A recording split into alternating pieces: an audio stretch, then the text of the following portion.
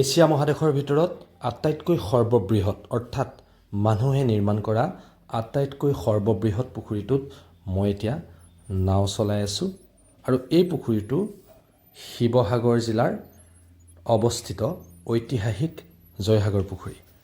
স্বৰ্গদেউ ৰুদ্ৰসিংহই তেওঁ মাতৃ সতী জয়মতীৰ স্মৃতি ৰক্ষাৰ্থে এই পুখুৰীটো খন্দুৱাইছিল।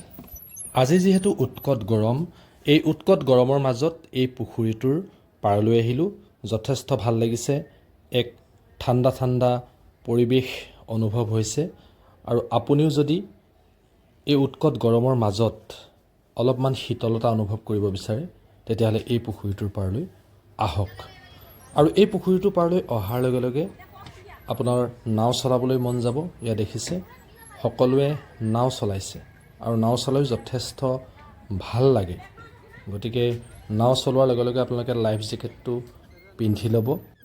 আমিও পিন্ধি লৈছোঁ আৰু মোৰ পাছফালে আপোনালোকে দেখিছে জয়দৌলটো কি সুন্দৰভাৱে জিলিকি আছে।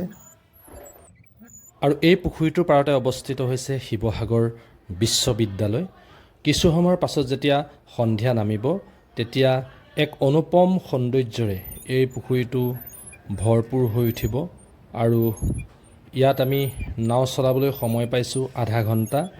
ইতিমধ্যে আমাৰ সময়ো শেষ হওঁ আৰু আমি এতিয়া পাৰলৈ গতি কৰিছোঁ। এই পুখুৰীৰ পাৰতে অৱস্থিত হৈছে হেৰিটেজ পাৰ্ক আৰু পোনপ্ৰথমে আপুনি এই পাৰ্কৰ প্ৰৱেশদ্বাৰেৰে ইয়াত প্ৰৱেশ কৰিব পাৰিব আৰু পাৰ্কত এনেদৰে কটাব পাৰিব। পাৰ্কখন নিচেই সৰু আৰু আপুনি যদি নৌকা বিলাস কৰোঁ বুলি ভাবে তেতিয়াহ'লে মোৰ কাষতে থকা ঘৰটোত গৈ টিকেট কাউণ্টাৰৰ পৰা টিকেট লৈ আপুনি নাও চলাব পাৰিব আৰু তাত থকা হোটেলত বিভিন্ন ধৰণৰ আপুনি খাদ্যও গ্ৰহণ কৰিব পাৰিব লাগিব। আৰু এনেকৈ পুখুৰীৰ পাৰত এনেদৰে সুন্দৰভাৱে বহাৰ সুবিধাও কৰি থোৱা হৈছে। সন্ধিয়া নামিল আৰু এতিয়া আপোনালোকে চাওক ইয়াৰ পৰিৱেশ কিমান মনোমোহা।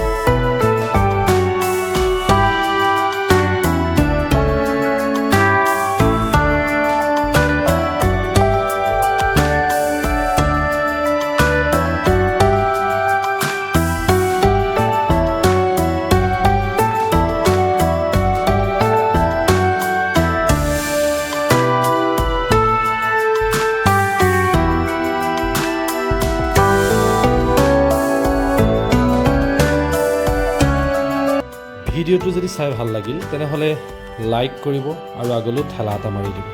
ধন্যবাদ।